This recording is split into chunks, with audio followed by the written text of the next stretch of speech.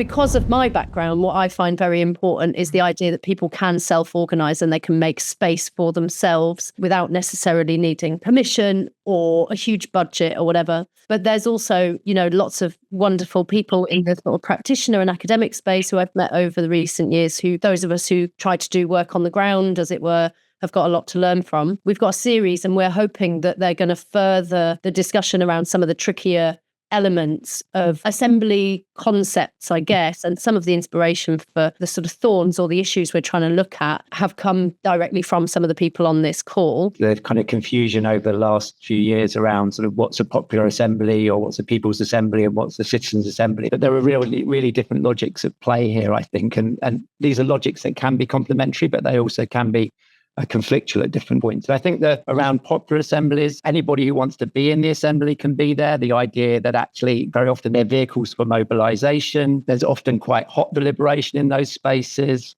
but they're not designed by default to be a broad representation of the community. It's those people who at that moment in time want to be present, want to be active and want to do something together. They often generate mobilization out of them. They generate a kind of agency out of them. We know that differs from sortition, where we're really aiming to get a diversity of people which look like the wider population. And we're trying very often to support a deliberation amongst those and trying to get those different voices heard. But I think, and many people talk about that as a way of generating collective wisdom or other ideas like that. But I think unlike popular assemblies, they often lack agency afterwards. I think there's a really interesting kind of dynamic there. So one of the things that we can think about is how they can integrate both in terms of being agenda setters for each other, in terms of accompanying each other, or thinking about them in sequence with each other. And I think that's the challenge we've got, because those different logics are appealing in their own right, but they also can generate tensions in relation to each other. And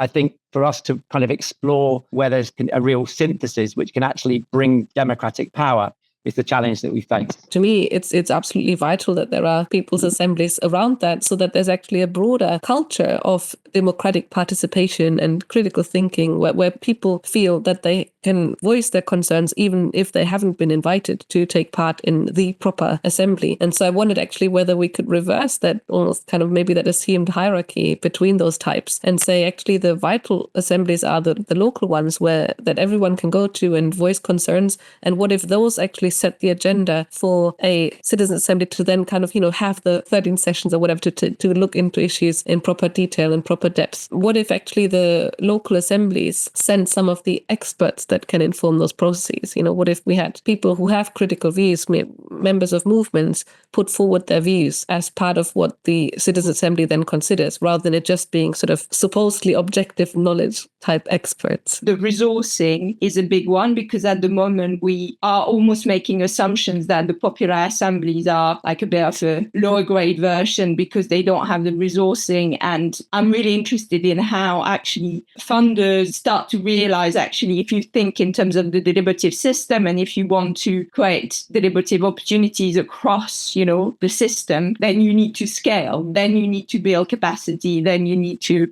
expand.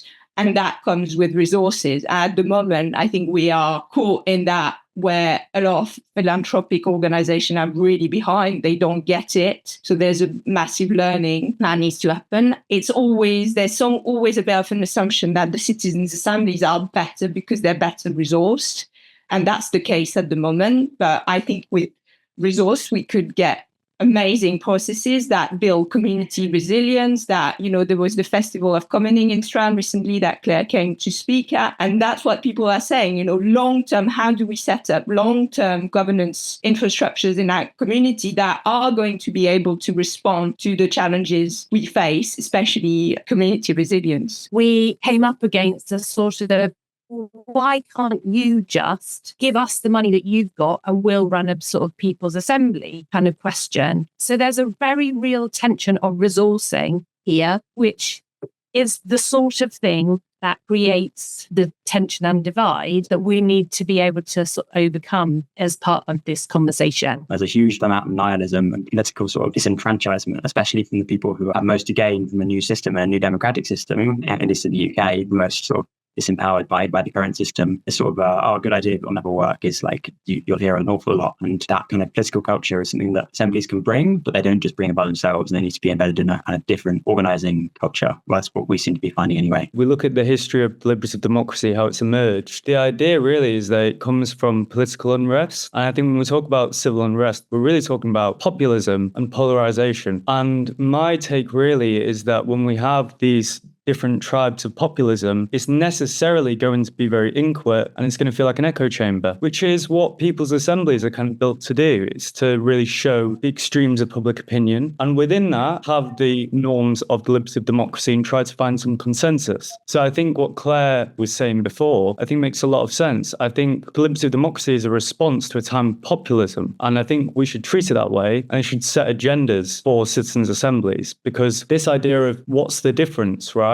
I think the difference is about legitimacy and the legitimacy of representation. And I think we can't suddenly forget that exists. Like the whole idea of people like us deliberating has a strong element of legitimacy to it. And I think we should consider that, which is why I think citizens' assemblies do necessarily serve a role as well. There are problems with the whole what should be represented. Should it be epistemic? Should it be demographic? Whatever. But I do think ultimately that's where the legitimacy does come from. Because, we used to have lots of democratic theorists who were trusting the process to create deliberation, both participatory Democrats, Barber, Dewey, they were trusting the process of coming together would get people to be more other regarding and more open to hearing others' views and feeling more of a sense of community cohesion just because people have come together and shared things. And deliberative Democrats, Habermas used to also think the process of deliberation is what allows people to listen to each other and understand that, truth comes from what you can assert under conditions of having a heterogeneous group of people there. Was that naive of those theorists to think that we can trust the process to achieve those things rather than having completely neutral people in the room only? Or is it actually the case that there ends up being, like a fight and no one talks to each other anymore? I'm from Humanity Project and we ran about 50 local assemblies in the last year all over the country and then culminated in a national assembly where people who had attended the local COPs came. The people who were organising in the localities also wanted to join in. There's a kind of a real eagerness. There was such a diverse range of issues, from the kind of immediate frustrations of potholes to, the other end of the spectrum is how do we change capitalism?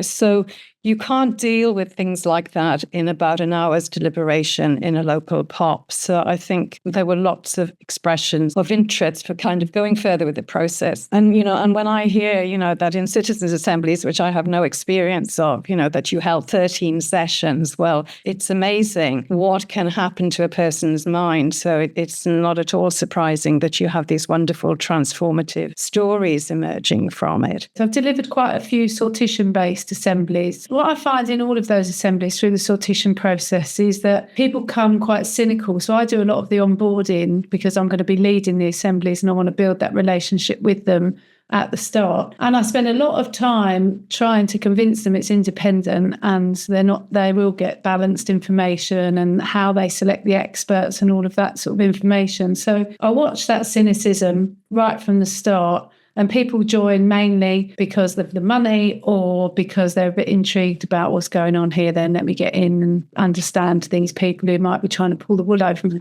type thing. Anyway, there was a guy there who, at the start of a trade and climate assembly that we did this year, so we were asking the assembly to deal with two very complex issues and bring them together. Anyway, this guy was really objectionable at the beginning and he was very vocal. Him, and then there were a few others that were had opposing views to him, but good facilitation, design, etc. It was fine. There was no sort of animosity, but you could really feel the passion of him. At the end, we did 13 sessions with them, and at the end of that process, he walked up to me right at the end, and he put his hands up to do a high five, and he said, "I've got to tell you, never in a million years would I have believed I could come to the same conclusion as some other people in this room."